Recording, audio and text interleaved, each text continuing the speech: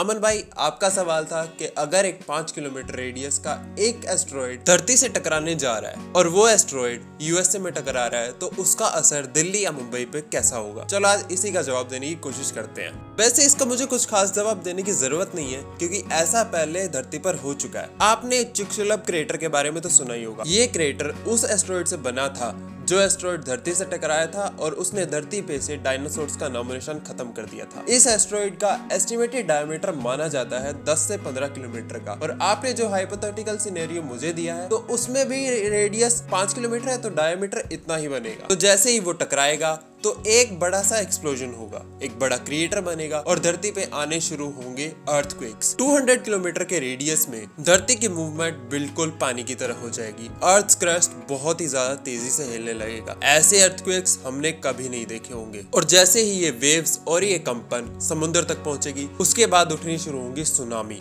पहले 2 घंटे तक हम सोचेंगे कि ये सिर्फ भूकंप है और फिर आनी शुरू होंगी सुनामी। कोस्टल एरियाज जैसे कि मुंबई पानी में पूरी तरह से डूब जाएगा। इसे बचाने का कोई भी तरीका नहीं है। अगर हम बात करें दिल्ली की तो उस पे भी भूकंप इतने तेज होंगे कि ज्यादातर इंफ्रास्ट्रक्चर तभी गिर जाएगा। भूकंप सुनामी तो आ गए लेकिन अभी एक और कैटास्ट्रोफी आनी बाकी है, ज्वालामुखी। अगर ये येलोस्टोन ज्वालामुखी इस भूकंप की वजह से फट गया तो ये इस इम्पैक्ट को और कई ज्यादा बढ़ा देगा। इम्पैक्ट के आसपास की सारी मिट्टी और सारे पत्थर अब तक वेपराइज हो चुके हैं और ये डस्ट और सिलिकॉन पार्टिकल्स हवा में मिलकर हमारे सूरज को ढकने जा रहे हैं और ये सब कुछ ट्रिगर करेगा न्यूक्लियर विंटर को। अभी मैंने ये तो कंसिडरेशन में लिया ही नहीं कि कितने सारे न्यूक्लियर पावर प्लांट्स हैं और न्यूक्लियर वेपन्स हैं जो इस कैटास्ट्रोफी के बीच में एक्सप्लोड हो सकते हैं और वो हमारा जीना और दूभर कर देंगे। चलो हम मान लेते हैं कि उन्हें सिक्योर कर लिया गया और वो कभी एक्सप्लोड हुए ही नहीं। जैसे ही सब भूकंप सुनामी ज्वालामुखी शांत होने शुरू होंगे धरती की हवा में सिलिकॉन पार्टिकल्स और राख इतने बढ़ जाएंगे कि हम बिना फिल्टर के सांस नहीं ले पाएंगे। वो इतनी बड़ी प्रॉब्लम नहीं है। प्रॉब्लम होगी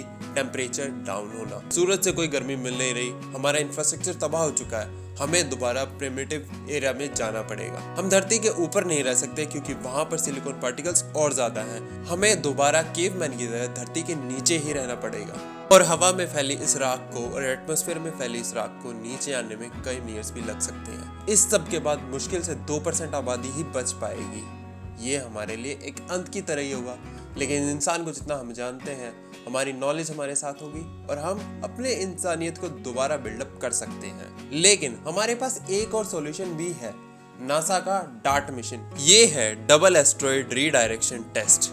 26 सितंबर 2022 को नासा ने इसका टेस्ट किया था और नासा ने सक्सेसफुली एक एस्ट्रॉइड की ट्रेजेक्टरी को बदल दिया था। और अगर हमारी तरफ कोई इतना बड़ा एस्ट्रॉइड आ रहा है और एस्ट्रॉइड्स को पता चल गया कि ये हमें इम्पैक्ट करेगा ही करेगा तो हम अपने न्यूक्लियर वेपन्स का यूज कर सकते हैं और इस डार्ट मिशन की टेक्नोलॉजी के साथ उस एस्ट्रॉइड की ट्रेजेक्टरी को बदलने की कोशिश कर सकते हैं। लेकिन ये सब करने के लिए हमें इस एस्ट्रॉइड का पता लगभग 2 महीने पहले तो एटलीस्ट पता चलना ही चाहिए क्योंकि स्पेस में कोई न्यूक्लियर एक्सप्लोजन करना इतना आसान काम नहीं है। बहुत सारे नॉर्म्स और रेगुलेशंस भी हैं और हम 100% श्योरिटी के साथ तो ये कह ही नहीं सकते कि ये मिशन सक्सेसफुल ही होगा और इसकी ट्रेजेक्टरी बदल ही जाएगी। तो बस यही था आपके सवाल का जवाब कि अगर ये एस्ट्रॉइड हमसे टकराया तो 2% आबादी बचेगी और अगर हमने इसे डिफ्लेक्ट कर दिया तो हम इंटरस्टेलर बन सकते हैं। कोई और सवाल हो तो प्लीज जरूर बताइएगा।